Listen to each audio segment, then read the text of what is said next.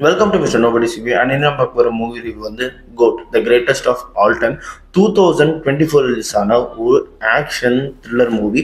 And இந்த படத்தோட review போட்டு நம்ம சேனலை இன்னும் சப்ஸ்கிரைப் பண்ணால் பார்த்துட்டுனா சப்ஸ்கிரைப் பண்ணுறங்க. That helps me lot guys. உங்களுக்கும் நிறைய மூவி ரிவ்யூஸோட அப்டேட் வந்துக்கிட்டே இருக்கும். And this video sponsored by learn new skill technologies. இவங்க ஐடி ரிலேட்டட் ஸ்கில்ஸை கோர்ஸாக உங்களுக்கு மோஸ்ட் அஃபோர்டபுள் ப்ரைஸில் பண்ணி தராங்க. Full stack development, python, java, அது மட்டும் இல்லாமல் மெயினாக அட்வான்ஸ் ஆர்டர்களும் சொல்லி தராங்க. உங்களுக்கு சர்டிஃபிகேட் ப்ரொவைட் பண்ணுறதும் இல்லாமல் உங்களோட ஜாப் பிளேஸ்மெண்ட்கான 100% அசிஸ்டன்ஸும் பண்ணுறாங்க. ஃபார் மோர் டீட்டெயில்ஸ் ஸ்க்ரீனில் தெரிய நம்பரை கான்டாக்ட் பண்ணுங்கள். படத்தோட கதை எங்கே ஆரம்பிக்குதா அப்படின்னு பார்த்தீங்கன்னா, படத்தோட கதை வந்து ரொம்ப சிம்பிள். ஒரு ரிவெஞ்ச் ஸ்டோரி தான் இது. பட் வந்து ஒரு லாங் டேர்மாக ஒருத்தர் வந்து ஒரு ரிவெஞ்ச் எடுக்காரு. ஓகேங்களா, ஃபர்ஸ்ட் என்ன கதைனா, நம்ம காந்தின்னு சொல்லப்பாரு, நம்ம விஜய் சார் வந்து காந்தின்ற ரோல் ப்ளே பண்ணிருப்பாரு. சாட்ஸ்ன்னு சொல்லப்பாரு, ராக்கு கீழே இருக்கிற ஒரு டிபார்ட்மெண்ட்ல ஒரு டீமுக்கு ஹெட்டாக இருப்பார். அவரோட டீமில் தான் அந்த 4 பேர் இருப்பாங்க. அந்த டீமோட ஃபர்ஸ்ட் ஒரு மிஷின் காட்டுவாங்க. ஒரு ரன்னிங் ட்ரெயின்லேருந்து யுரேனியமை வந்து தூக்கிட்டு வரணும், அங்கே இருக்கிற ஒரு டெரரிஸ்ட் வந்து கொல்லணும். இதுதான் மிஷன். ஆனால் அங்கே போனதுக்கப்புறம் மேனன்னு சொல்லிட்டு இன்னொரு கிட்டத்தட்ட அவர் வந்து ஏஜென்ட்டாக இருந்து பிட்ரே பண்ண ஒருத்தர். ஓகேங்களா, அவரையும் பார்த்துருவாங்க. பார்த்த உடனே வந்து யுரேனியமே எடுத்துடணும் அப்படின்னு சொல்லிட்டு எடுத்துட்டு எல்லாரையும் வந்து கொல்லணும்னு சொல்லிட்டு ரொம்ப சீக்ரெட்டாக பண்ண வேண்டிய ஒரு ஆப்ரேஷனை அந்த ட்ரெயின் மொத்தமாக பிளாஸ்ட் பண்ணி அந்த யுரேனியமே எடுத்துகிட்டு வந்துடுவாங்க. வந்ததுக்கப்புறம் என்ன ஆகுது அப்படின்னு பார்த்தீங்கன்னா, தென் வந்து இன்னொரு மிஷினுக்கு வந்து போகிறாங்க. அப்போன்னு பார்த்து நம்ம காந்தி வந்து தன்னோட ஃபேமிலியை கூட்டிகிட்டு போகிறாரு பேங்காக்கு. அங்கே என்ன ஆகுது அப்படின்னு பார்த்தீங்கன்னா, இத்தனை நாள் குடும்பத்துக்கு தெரியாமல் தான் வச்சுருந்தாங்க. ஆனால் சொல்ல வேண்டிய நிலைமை ஒரு நிலைமை வந்துருச்சு. அப்படி நான் ஸ்டாட்ஸில் தான் இருக்குது அப்படின்னு சொல்லிட்டு சொன்ன உடனே என்ன ஆகுது அப்படின்னு பார்த்தீங்கன்னா, நம்ம காந்திக்கு வந்து ஒரு பையன், அப்புறம் வந்து ஒய்ஃப் வந்து ப்ரெக்னெண்ட்டாக இருக்காங்க. ஸோ அவங்களுக்கு வந்து அங்கே பெயின் வந்துட்டு உடனே வந்து அங்கே ஹாஸ்பிட்டலில் சேர்த்துறாங்க. தென் அவரோட பையனை வந்து அவர் இறந்துடுறாரு. ஆக்சிடென்ட்லாம் இறந்துடுறாரு. அதுக்கப்புறம் அந்த கோபத்தினால நம்ம காந்தி வந்து காந்தியோட ஒய்ஃப் வந்து காந்திகிட்ட பேசுறத பல வருஷங்கள் ஓடிச்சு. ஸோ வந்து இந்த இன்சிடென்ட்க்கு அப்புறம் அவர் ஸ்டாட்ஸ்லேருந்து இருக்க விடலன்னு சொல்லிட்டு அப்போ ரிட்டர்னான மனுஷன் தான் இப்போ வரைக்கும் வந்து ஒரு நார்மலான லைஃப்பை லீட் பண்ணிட்டு இருக்காரு. தன்னோட ஒய்ஃப் யார்கிட்டையும் பேசாங்க. அதுக்கப்புறம் என்ன ஆகுது அப்படின்னு பார்த்தீங்கன்னா, இவர் மிச்சம் வச்ச அந்த மேனன்னு சொல்லிட்டு இருக்காரு பார்த்தீங்கன்னா, அவர் வந்து பிளான் பண்ணி அந்த நம்ம இன்னொரு மிஷன் போகும்போது பையனை இறந்துடுறாருல நம்ம காந்தி, அந்த பையனை தத்தெடுத்து வலுத்து ரிவெஞ்ச் எடுக்க அனுப்பி விடுறாரு. இப்போ நடக்க போற அந்த ஃபைட் வந்து பிட்வீன் ஃபாதர் அண்ட் சன் அப்படின்ற மாதிரி அந்த விஷயங்கள் வருது.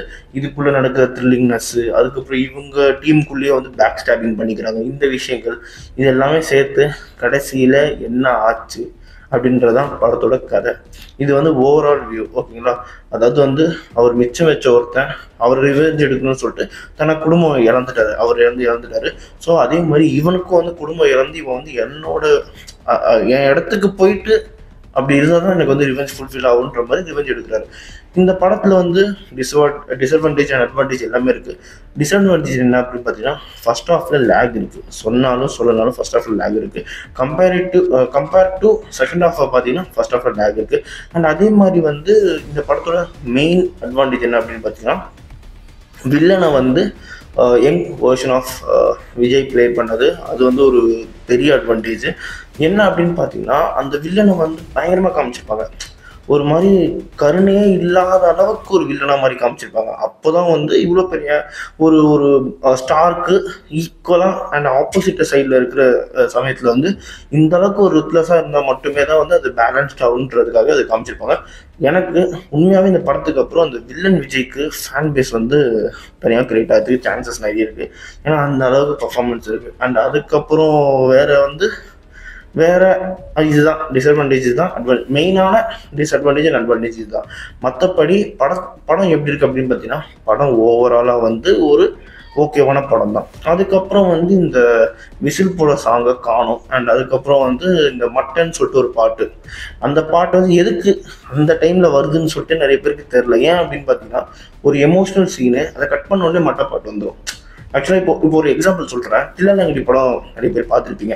அதில் அந்த போலீஸ் வந்து நம்ம ஜெயம் ரவியை ஃபர்ஸ்ட் டைமாக தோக்கடிச்சிருப்பாரு. ஒன்று அவர் சொல்லுவார், தோற்று போயிருக்காங்க, எங்கே இருக்காங்க அப்படின்னோடனே அப்போ தான் ஒரு பாட்டே வரும். ஸோ அந்த மாதிரி எதுவுமே வைக்காம டப்புன்னு கட் பண்ணோன்னு ஒரு பாட்டு. நிறைய பேருக்கு வந்து யோசிப்பாங்க, எதுக்கு இந்த இடத்துல பாட்டு அப்படின்ற மாதிரி தான் நிறைய பேர் யோசிப்பாங்க. ஸோ அந்த சீன் எலிவேட் பண்ணுற அந்த எலிமெண்ட் அங்கே இல்லை. ஓகேங்களா. இதுதான் எனக்கு வந்து அங்கே தோணுச்சு. மற்றபடி ஃபர்ஸ்ட் ஆஃப் அதாவது செகண்ட் ஹாஃப் கம்பேர் பண்ணும்போது ஃபர்ஸ்ட் ஆஃப் மொக்க தான், செகண்ட் ஹாஃப் நல்லா இருக்கு.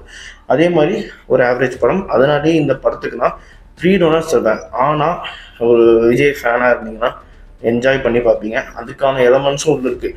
அதெல்லாம் ஒதுக்கிட்டு ஸ்டோரி வைஸ் பார்த்தீங்கன்னா ஒரு ஆவரேஜ். அதனால 3 டோனட்ஸ். அண்ட் பார்ட் 2க்கான லீடியுமே கொடுத்துருக்காங்க. ஸோ வந்து கோட் வர்சஸ் ஒரிஜினல், அந்த மாதிரி கோட் வர்சஸ் ஓஜின்ற மாதிரி படத்தை முடிச்சிருக்காங்க. ஓகே, என்னோட இதுதான். உங்களுக்கு ஏதாவது தாட்ஸ் இருந்தால் கீழே கமெண்ட் பண்ணுங்கள். அண்ட் இதே மாதிரி மூவி ரிவ்யூ போகிற நம்ம சேனலை சப்ஸ்கிரைப் பண்ணுங்கள். அந்த மிஸ்டர் நோபடி சந்திக்கிறேன். Bye, have a great day guys.